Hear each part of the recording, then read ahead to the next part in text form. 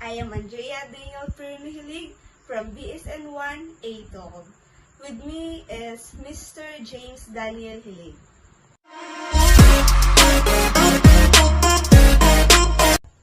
Hello sir, how are you? I'm good. Ngayon, meron tayong hinanda na mga katanungan about sa kanyang pagiging physically active.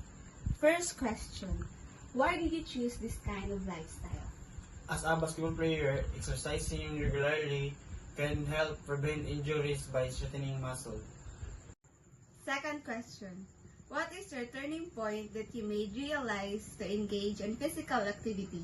What is your purpose? Ang akong turning point is I want to contribute to that team the best that I could be. Akong purpose is to improve and make a positive impact and on and off to the court. Third question, what keeps you motivated to engage in physical activity? What keeps motivated? I want to improve my skills sa akong pagduwa. Last question, what is an exercise interest or regular exercise will tell to a person with no interest in engaging physical activity?